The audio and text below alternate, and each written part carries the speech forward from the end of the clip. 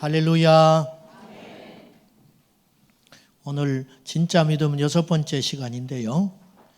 지금 예수님하고 무리들하고 오늘 본문에는 제자라는 말을 쓰긴 했지만은 실상은 12명의 제자가 아닙니다. 무리라고 해도 무방한 그들과 예수님의 대화가 원활치가 않아요. 자, 대화가 안 된다면 둘 중에 하나가 잘못됐든지 둘 다 잘못됐든지 둘 중에 하나죠. 예수님은 진리이시니까 예수님이 틀린 말씀을 하실 리는 없고 제자들이 못 알아듣든지 감당을 못하고 있는 형국이죠. 자, 예수님이 도대체 무슨 말을 했길래 이렇게 대화가 안 될까? 도덕적이고 교훈적인 이야기를 했으면 대화가 분명히 됐을 거예요. 그런데 오늘 말씀에 예수님께서 내가 하늘에서 내려온 생명의 떡이다. 이 말씀을 던지니까 사람들이 받아들일 수 없다는 거예요. 자, 그래서 이들의 반응이 이와 같았습니다. 60절 다시 보시죠. 시작. 제자 중 여럿이 듣고 말하되 이 말씀은 어렵도다. 누가 들을 수 있느냐 한데 어렵도다. 누가 듣겠냐. 이 말은 두 가지 의미로 해석이 가능하겠습니다. 이런 말씀을 누가 이해하겠냐? 하늘에서 내려온 생명의 떡이라고? 그러면 뜯어 먹으란 소리냐? 자기 자신을? 그건 아닌 것 같고. 두 번째, 첫째는 이해가 안 된다는 뜻이고 두 번째는 믿을 수 없다. 자기가 하늘에서 내려왔다고? 이거는 받아들일 수 없는 이야기 아니냐? 우리와 다른 비범한 자라는 건 이해하겠다. 왜냐? 그 전날 기적을 베풀었으니까. 물고기 2마리로 떡 5개, 5,000명, 애들까지 2만 명 넘는 사람들을 먹였다. 이건 분명히 누구도 부정할 수 없는 기적이죠. 그러니까 우리와 다른 분이라는 건 이해한다. 그렇지만 그렇다고 해서 자기가 하늘에서 내려왔다고 말하는 건 과한 거 아니겠냐? 믿을 수 없다. 받아들이지 못하겠다. 이제 이 말이죠. 대화가 원활치가 않습니다. 예수님 62절에 61절에 예수께서 스스로 제자들이 이 말씀에 대하여 수군거린 줄 아시고 이르시되 이 말이 너희에게 걸림이 되느냐? 이 말 때문에 너희가 마음이 편치 않구나. 이 말 때문에 너희들이 넘어지게 생겼구나. 예수님이 아시면서도 이 말씀을 하신 거예요. 어떤 부분에 있어서는 예수님이 결코 양보하지 않는 부분이 있습니다. 어디에 관계됐을 때? 생명과 관련됐을 때. 생명과 관련됐을 때. 자, 신앙의 출발 분명히 합시다. 예수를 왜 믿는가? 교회 왜 나오는가? 제가 누차 말씀드리지만은 신앙의 연륜이 문제가 아니고 열심이 문제가 아니고 첫 단추를 깨는 게 중요하다. 이단들은 우리보다는 비교할 수 없을 정도로 더 열심히고 열심히 모이고 열심히 성경 공부하고 열심히 전도하고 다니죠. 그러나 단추가 잘못 끼워졌기 때문에 그들의 마지막은 뻔한 길이라고 말이죠. 이게 중요하다는 거예요.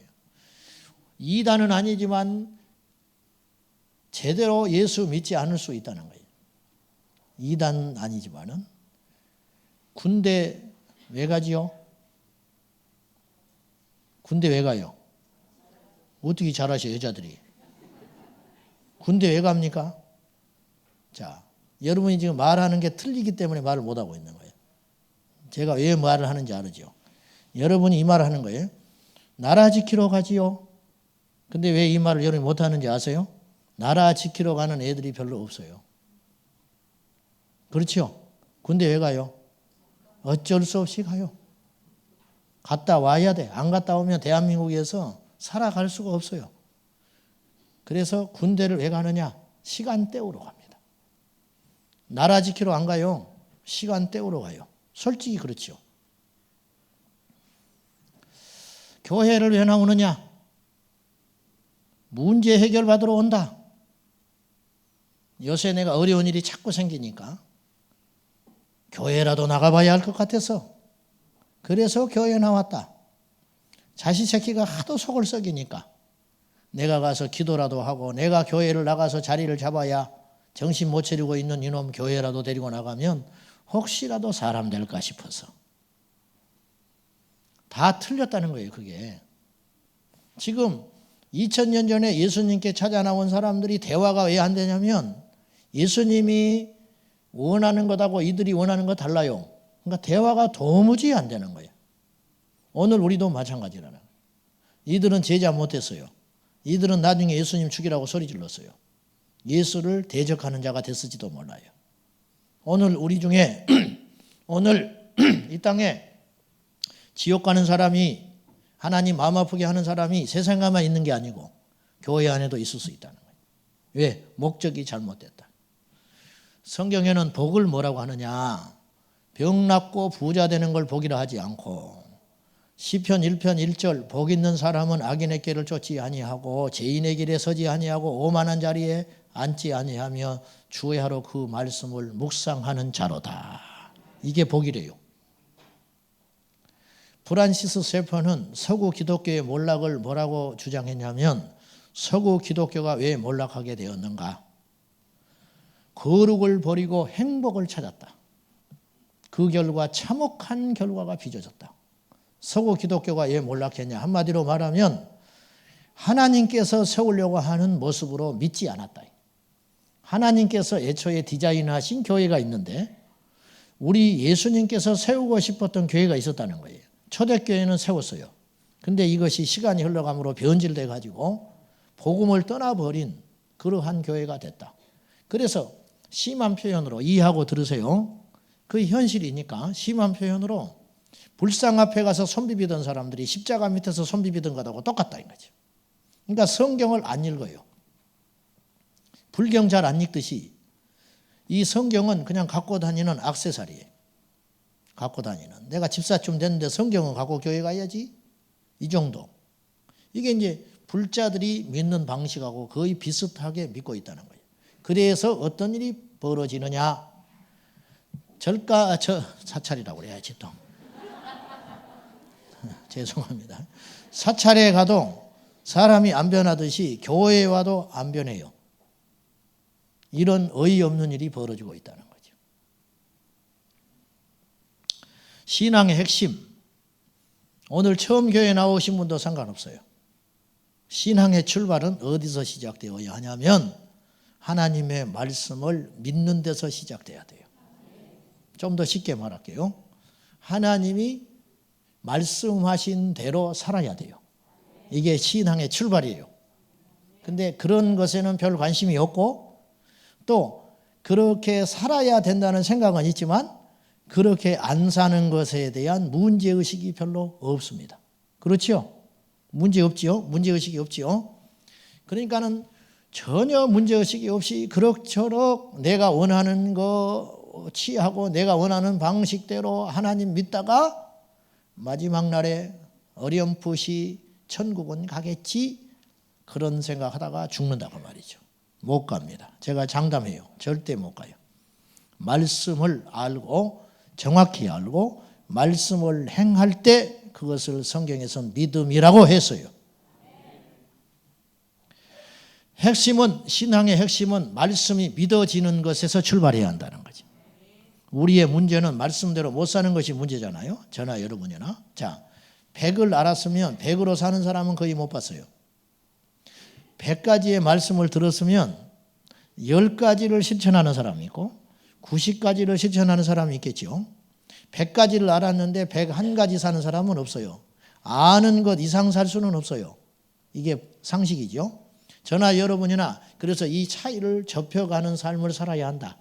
그런데 문제는 이 차이가 극명하게 큼에도 불구하고 문제의식이 없다는데 이 시대에 기독교의 비극이 있다는 거죠. 첫 단추를 잘 끼세요. 오늘 교회에 오신 여러분들이요. 예수님의 말씀을 듣고 교회를 나와 소위 신앙생활을 하기로 작심을 했으면 어떤 일이 벌어져야 되느냐? 힘들고 어려워도 말씀대로 살려고 하는 몸부림이 있어야 한다는 거죠. 그렇게 살지 못한 것에 대한 아픔, 고통이 있어야 한다 이거죠. 여러분 말씀대로 왜 못 사는가? 힘들어서 현실하고 맞지 않다. 그런가요? 그러면 돈은 왜 벌러 그렇게 다니세요? 저기 강남까지 아침부터 저녁까지 출퇴근하면서 왜 직장 생활을 왜 다녀? 그 힘든 직장 생활 왜 합니까? 돈 버는 데는 힘들어도 가잖아요.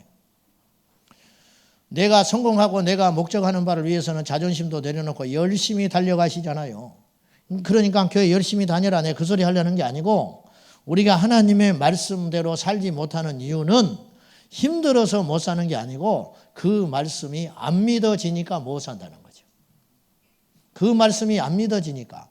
그 말씀이 정말로 믿어진다면 그렇게 살 거 아니에요. 근데 그렇게 안 믿어지니까 못 사는 것이죠. 오늘 무리들이 예수님하고 대화가 왜 안 됩니까? 지금 우리 앞에 있는 이분이 하나님의 아들이라는 것이 안 믿어지는 거예요. 그러니까 그분이 하는 말이 내가 하늘에서 내려온 생명의 떡이니 나를 먹는 자는 너희가 영생을 누린다. 이 말씀이 믿어졌다면 예수님이 얼마나 엄청난 말씀을 하셔도 이들은 무릎 꿇고 들었을 거예요. 다 부정한 거 아니에요. 6장 68절 보세요. 같이 봅니다. 시작. 시몬 베드로가 대답하되 주여 영생의 말씀이 주께 있사오니 우리가 누구에로 가오리까? 똑같이 말씀을 전했는데 나를 믿는 자는 내가 생명의 떡이니 나를 먹는 자는 너희 안에 영생을 가졌다. 이 말씀을 베드로는 믿었어요. 그러니까 환경이 어렵고 사람들이 떠나가도 베드로는 남았어요. 왜 남았냐 너? 물어보니 영생의 말씀이 여기 있는데 제가 어디 갑니까? 예수님의 말씀을 듣고 예수님의 말씀대로 하라는 대로 하면 천국 가게 생겼는데 내가 왜 갑니까? 이 편이 훨씬 나은데 그것이 믿어지기 시작했다는 거예요. 그것이 믿는 사람이 있었다. 반면에 앞에 놓고 이야기를 해도 안 믿는 사람이 있었어요. 64절 시작. 그러나 너희 중에 믿지 아니하는 자들이 있느니라 하시니 이는 예수께서 믿지 아니하는 자들이 누구며 자기를 팔 자가 누구인지 처음부터 아심이라. 똑같이 말씀을 들었는데 어떤 사람은 속으로 예수를 팔아서 자기의 욕심을 채우려고 맘먹은 사람이 있었고, 어떤 사람은 그 말씀을 귀로만 듣지만 안 믿는 사람이 있었고, 이 말 끝나면 떠나야지 맘먹고 있는 사람이 있었고, 어떤 사람은 그 말씀이 믿어져서 내가 이분께 꽉 붙어 있으면, 쫓아내도 내가 붙어 있으면 내가 영생을 얻겠다, 이렇게 믿는 세 부류의 사람이 있었다는 거예요. 오늘날 교회 안에도 마찬가지예요. 설교를 들어도 안 믿어지는 사람이 있다.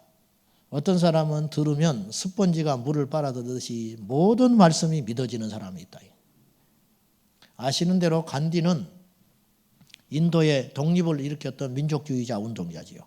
그분은 힌두교 신자입니다. 영특에서 일찍이 영국으로 유학을 갔어요. 그래서 영국에서 공부할 때 도서관에서 책을 보고 있는데 자기 앞자리에 있는 사람이 잠깐 자리를 비워서 떠났어요. 성경책이 펼쳐 있었어요. 그 성경책의 말씀에 이렇게 써 있는 구절이 눈에 확 들어왔어요. 마태복음 5장 39절 너희는 악한 자를 대적하지 말고 오른밤을 치거든 왼밤을 돌려대거라. 많고 많은 말씀 중에 그 말씀이 확 눈으로 들어왔어요. 훗날에 그가 고백한 대로 인도에 돌아가서 이 예수님의 이 말씀, 산상보훈의 이 말씀은, 이 한 구절은 무저항 운동의 사상적 바탕이 됐습니다. 그러나 간디는 기독교인은 아니었어요. 즉 예수님의 말씀을 교훈으로 받았지만은 예수님을 살아계신 하나님으로는 믿지 않았어요. 예수님이 부활한 거 안 믿었어요. 다시 오실 것 안 믿었어요. 믿었다면 간디의 생애가 바뀌었을 거예요.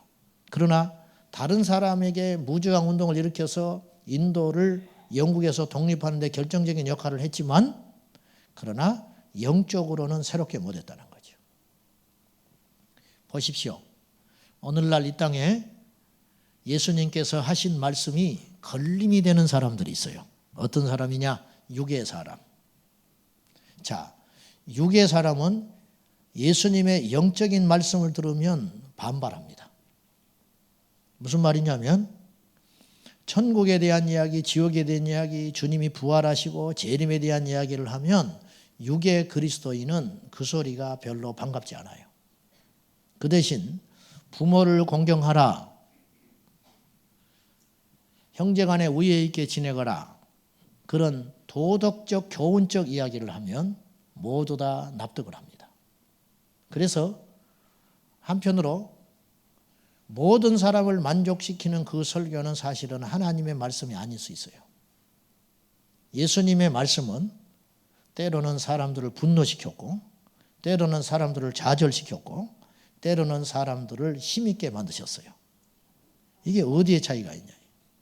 너희에게 하는 이 말이 너희에게 걸림이 되느냐? 그 말만 안 했으면, 예수님이 내가 하늘에서 내려온 생명의 떡이라는 말을 안 하셨으면 걸릴 일이 없는데, 내가 너희에게 이 말을 던짐으로 걸림이 되는구나. 그러면 앞으로 인자가 있던 곳으로 올라가면 어떻게 할래? 즉 내가 십자가에 죽었다가 부활하여 하늘로 승천하여 간다는 걸 보면, 그걸 본다면 너희들 어떻게 감당하려고 그러냐? 내가 하늘에서 내려왔다는 생명의 떡이라는 말도 감당을 못하고 있는데, 내가 너희들 앞에서 부활하여 저 천국으로 다시 올라가는 걸 본다면 어떻게 할래?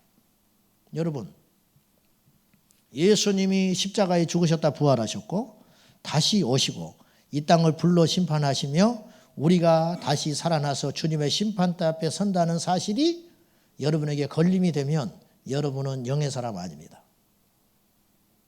여러분은 거듭난 그리스도인 아니에요. 교회는 고상한 것 가르치는 것이 아니에요. 교회는 사실을 가르치는 것이에요. 근데 그 사실이 뭐냐? 예수님이 하나님의 아들이시고 그 주님이 손오공인지 뭔지는 모르지만, 이해할 수 없지만, 마른 하늘의 벼락이라고 있을 수 없는 일 같지만, 그분께서 천사장의 나팔 소리와 함께 공중에서 구름 가운데 임하신다. 이런 만화 같은 이야기가 앞으로 펼쳐진다. 목사님, 이제 그런 이야기 그만하시오. 육의 사람이다. 성경에 있는데 그 소리를 왜 못하냐? 우리는 누차 말하지만 이 땅에서 잘되고 번성하기 위해서 모인 존재들이 아니라는 걸 기억해야 돼요. 하나님이 아브라함 왜 불렀어요? 복 주려고? 맞아요. 복 주려고 부르셨는데 어떤 복이냐 이거예요. 아브라함을 하나님께서 100세에 왜 이삭을 줬겠어요? 혈통 유지하라고 천만에. 아브라함을 부르시는 것은 우리를 구원코자 함이에요. 이삭을 주신 것은 예수 그리스도의 통로의 계보를 이어받기 위함이라고요. 다시 말해서 아브라함을 하나님께서 부르신 것은 하나님의 뜻을 성취하기 위해서 부른 것이지, 아브라함이 부자 되고 오래 장수하고 후손을 보게 하기 위해서 부르신 게 아니라는 거예요. 아브라함에게 내리셨던 명령은 갈대아 우르 땅을 떠나거라. 그때는 성경 없었어요. 경전이 없었어요. 그러니까 하나님이 어떻게 말씀을 주셨는지, 어떤 방법으로 말씀을 하셨는지는 알 길이 없어요. 직접 귀에다가 말씀을 하셨는지, 마음속에 영적인 음성으로 말씀을 하셨는지 알 길은 없지만, 창세기 12장은 분명히 하나님께서 아브라함에게 말씀을 하셨다는 거예요. 그 말씀을 아브라함은 따라 순종했어요. 그랬더니 사는 길이 열렸다는 거예요. 신명기 8장 1절에 모세가 마지막 4편의 설교를 합니다. 120살 된 모세가 40년 광야 생활 끝자락에 서서 이제 이 요단강을 건너면 가나안 땅에 들어가는 거예요. 근데 광야에서 태어난 세대가 있었어요. 이들은 과거에 자신이 호렙산에서 하나님 만난 이야기, 그리고 과거 역사를 잘 몰라요. 그러니까 마지막으로 자기의 운명이 닿을 줄 알고 최종 점검하는, 피를 토하는 설교를 모세가 하는 중에 이렇게 이야기해요. 너희가 내가 지금 너희에게 하는 명령과 법도를 지켜 행하라. 지켜 행하라. 근데 자기 이야기 아니에요. 하나님께서 자기에게 말씀하신 거, 자기가 만난 하나님에 대한 이야기, 그걸 내가 이야기할 것인데, 이걸 지켜 행하면 너희에게 3가지의 일이 일어나게 될 것이다. 성경 말씀에 신명기 8장 1절에 내가 너희에게 명령하는 바를 지켜 행하면 너희가 첫째 살고 너희 산다. 두 번째 너희가 번성한다. 세 번째 이 가나안 땅에 들어가서 이 땅을 차지하게 되리라. 이 세 가지 약속했어요. 말씀을 지킨다고 어떻게 삽니까? 밥을 먹어야 살지. 말씀을 지킨다고 어떻게 번성합니까? 노력을 해서 재주를 가지고 문화 문명을 키워야지. 말씀을 지킨다고 어떻게 가나안 땅을 차지합니까? 무기 만들어서 싸워야지. 근데 이 모든 세상의 법칙들이 무너져 버리는 거예요. 그럼 증거를 보여줘야 할 거 아니에요. 모세가 이 이야기를 해요. 그래서 나온 말이 만나 이야기를 하는 거예요. 너희도 너희 조상도 알지 못하던 만나를 40년 동안 하루도 그치지 않고 내리신 이유가 무엇인지 아느냐? 만나가 목적이 아니다는 거예요. 너희들에게 만나를 내려주심으로 우리 주님께서 던지려고 하는 진짜 메시지가 있었다는 거예요. 사람이 떡으로만 살 것이 아니고 여호와의 입에서 나오는 모든 말씀으로 살아야 하는 존재임을 깨닫게 하려고 너희에게 만나를 내려줬다. 그러니까 만나를 먹고 아이고 배부르다 그렇게만 생각하지 말고 이 만나를 주신 하나님을 감격 중에 보아야 한다. 하나님이 없으면 우리는 죽을 존재구나.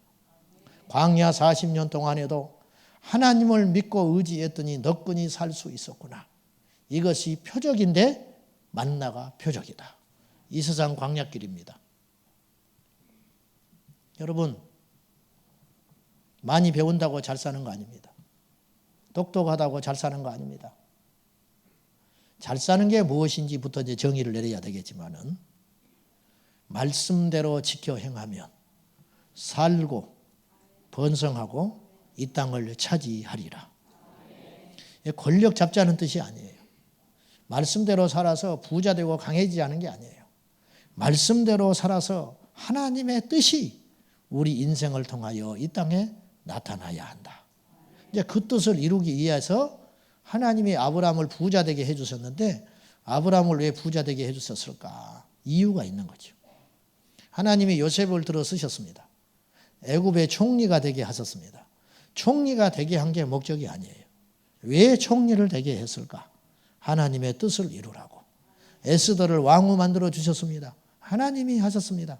근데 에스더가 잠시 잊고 있는 사이에 모르드게가 깨닫게 합니다. 네가 잠잠히 있으면 하나님은 다른 방법을 통해서라도 우리 민족 구원해 내신다. 모르드게가 엄청난 믿음이 있는 거지. 너 까불지 마. 너 안 도와주려면 안 도와줘도 돼. 네가 지금 돌아간 판을 모르는 것 같은데 네가 궁궐의 안에 있어서 네 배 부르고 네가 지금 호의호식 하니까 뭔 물정을 모르는 것 같은데 너 가만히 있어도 우리 민족은 하나님이 지켜줘. 근데 네가 한 가지 기억해야 할 것이 있어요.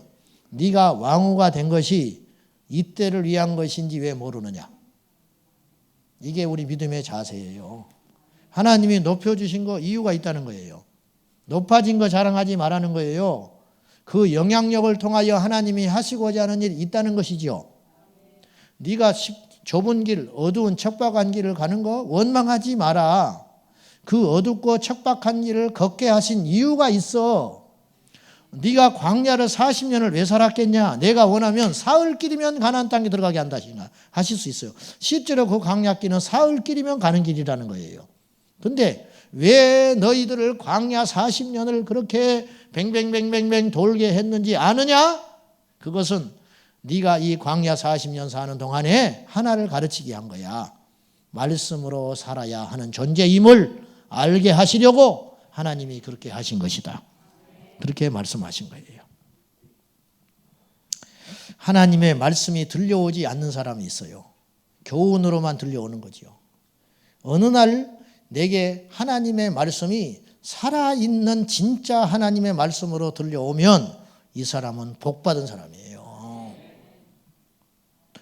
목에 칼이 들어와도 하나님 말씀이 진실함으로 들려오면 여러분은 오늘 죽어도 복받은 사람이에요. 왜냐? 그 사람은 영생복락 누릴 수 있는 존재이기 때문입니다. 아직도 그렇게 부자 되고 싶습니까? 아직도 그렇게 넓은 집에 살고 싶으십니까? 아직도 동창회 갔다 오면 속이 상해 죽겠습니까? 아직도? 하나님의 말씀은 진짜 우리가 예수를 믿는다면 어떤 일이 벌어져야 되냐면요. 자살을 시도하려고 오늘 교회에 갔다 와서 내가 죽어버리겠다. 그런 사람이 그 한 번의 예배를 통해서 기쁨과 소망의 삶으로 바뀌는 것이 하나님의 능력이에요. 오늘 예배 끝나고 가정부분에 가자. 그랬던 사람이 오늘 예배를 통해 나에게도 문제가 있었구나 깨닫고 깊이 회개하고 다시 시작하는 그 힘, 그것이 시험을 망쳐서 내 인생 끝났다고 생각하는 좌절하는 수험생이 예배를 드릴 때 사랑하는 아들아, 염려하지 마라. 너는 이제 앞으로 10,000가지 관문 중에 겨우 하나를 통과했을 뿐이야. 시험이 떨어져도 내가 너의 인생을 책임진다. 이 말씀을 들음으로 힘있게 일어나서 시험에 합격한 친구에게 축하 인사를 보내고 자신은 다시 시작할 수 있는 힘, 그것이 과연 어디서 오는 것인가? 하나님 말씀에서 오는 것이다. 오늘날 이상한 일이 교회 안에 벌어지고 있는데 교회를 10년, 20년 다녀도 여전히 술도 못 끊는 사람이 있고 세상에서 수다쟁이는 교회에 와서도 수다쟁이라. 세상의 수다쟁이는 교회에 와서도 수다쟁이. 세상에서 과격한 사람은 교회에 와서도 과격해요. 세상에서 돈 벌기 위해서 눈이 벌건 사람은 교회에 와서도 돈 하고 돌아다녀요. 그 사람은 하나님 말씀을 안 믿는 사람이죠. 여러분이요, 우리가 왜 이 자리에 와 있는가? 어떤 사람이 예수 믿고 정말 변한 것을 봤다면 그건 신기한 일이 아니고 당연한 일이고, 기적이라는 것은 꿈쩍 안 하고 변하고 변하지 않는 것이 기적이다.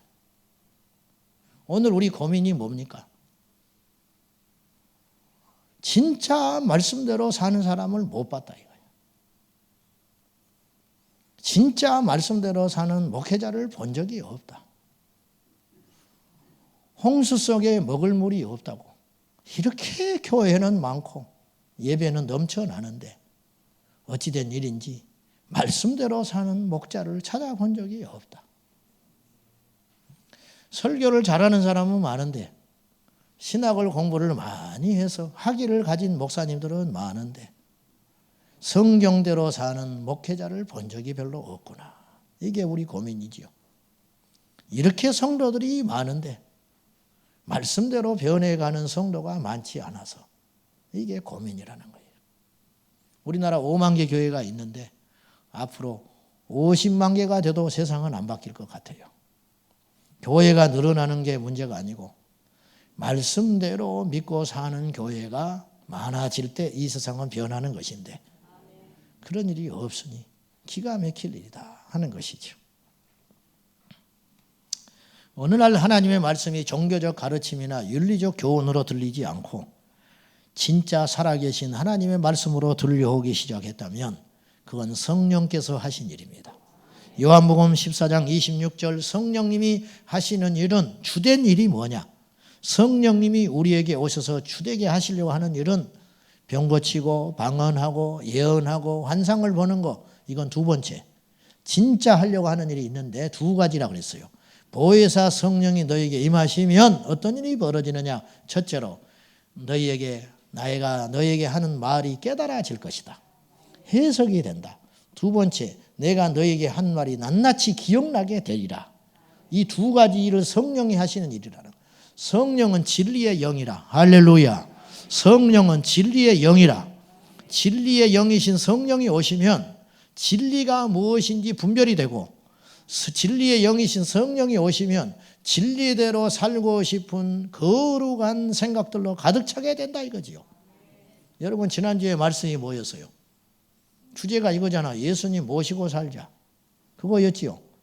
그러면 우리가 매주마다 교회에 와서 진짜 우리가 예배를 제대로 드렸다면 그 강단에서 던져지는 말씀이 진짜 하나님 말씀이라면 성경 본문을 읽든지 하다못해 예화를 하든지 심지어는 목회자가 논리에 맞지 않는 설교를 한다 할지라도, 이해하고 들으세요. 논리에 맞지 않는 실수를 범한다 할지라도 우리의 심령에 한 가지씩은 들려오게 돼 있어요.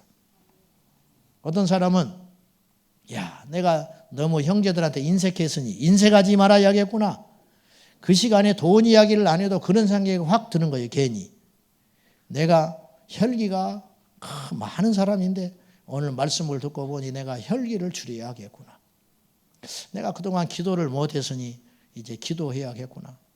내가 수십 년 작은 문제로 의가 상해서 연락도 주고받지 않고 있는 사촌 동생이 있는데 오늘 내가 이번 주에는 전화를 해야겠구나. 이런 레마가 각자 하나씩은 분명히 갈 거란 말이죠. 그러면 그 말씀을 하나를 딱 받았으면 집으로 돌아가서 일주일 동안 그것대로 살아라는 거예요. 그것이 우리가 예수를 믿는 목적이죠. 근데 그게 안 되는 거죠. 10년을 다녀도 그게 안 된다. 자기 성질 하나 못 고치고 있다. 형제간에 의가 갈려가지고 왕래 안 했는데 여전히 찬송은 당신은 사랑받기 위해 태어난 사람. 성령께서 말해요. 니하고 상관없는 사람 축복하지 말고 맨날 만나는 니 곁에 한 입을 덮고 사는 네 사람이나 좀 축복해라. 근데 이상하지요?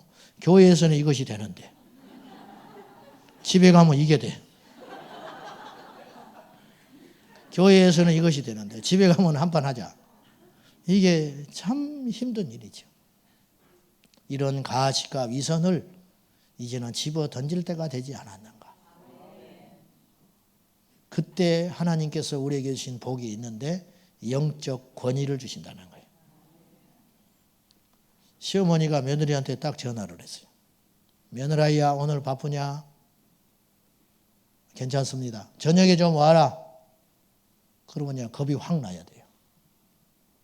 우리 시어머니가 이런 분이 아니다. 우리 시어머니가 어떤 분이냐? 싫은 소리 할 줄도 모르는 분이고 나는 교회를 안 다니지만 우리 시어머니는 진짜 백이 그리스도인인데 나한테 이렇게 부를 때에는 내가 뭔가 잘못이 있겠구나. 그 벌벌벌 떨게 하는 힘이 있어야 돼.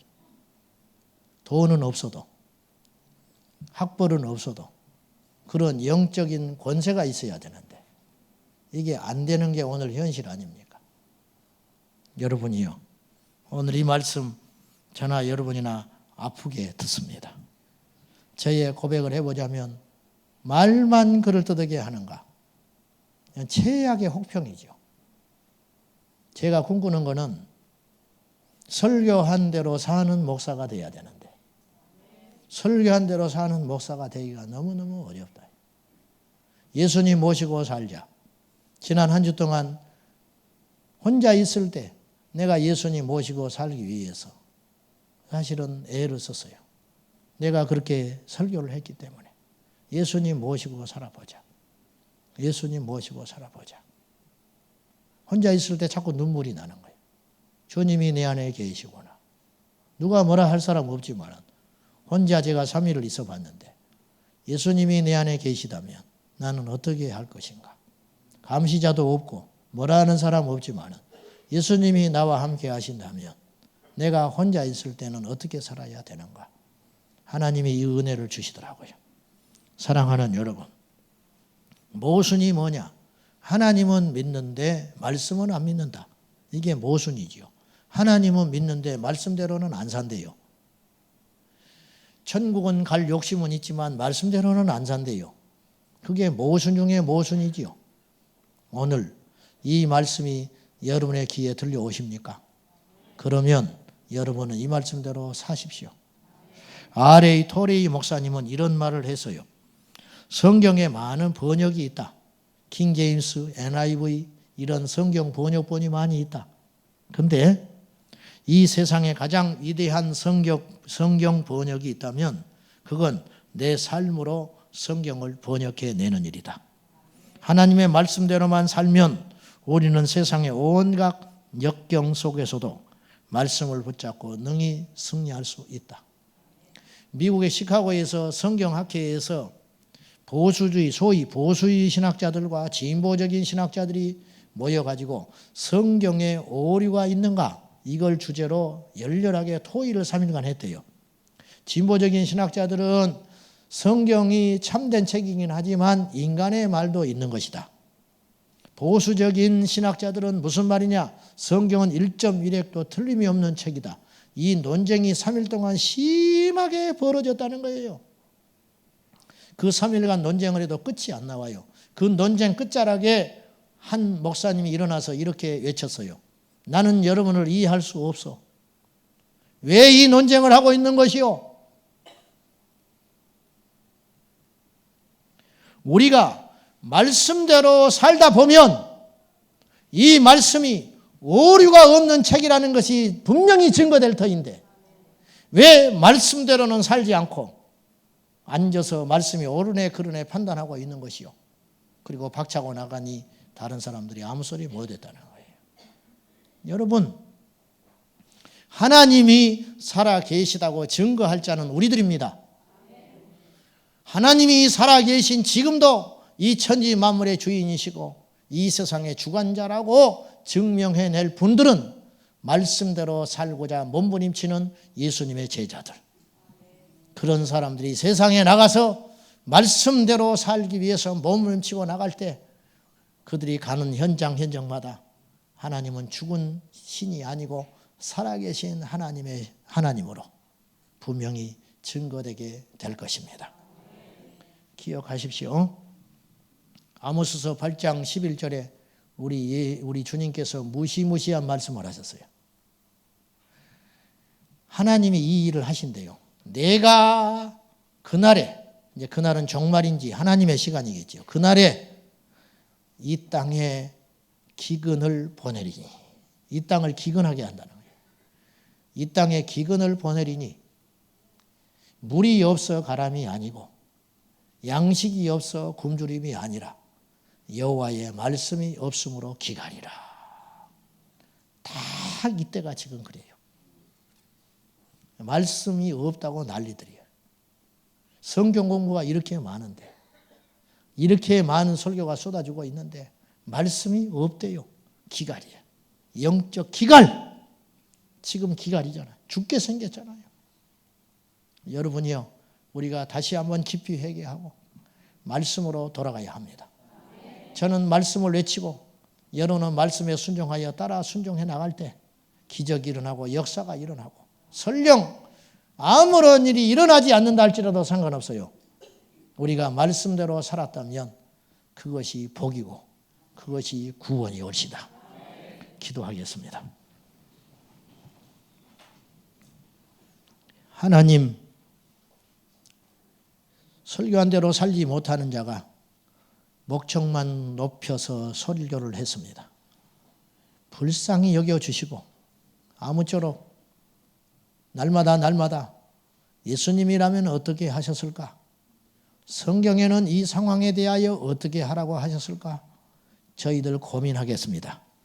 주님 도와주셔서 한시도 성령님 떠나지 마시고 우리에 함께 하셔서 말씀이 기억나게 하시고 말씀이 깨달아지게 하시고 말씀대로 살 수 있는 능력도 주시옵소서.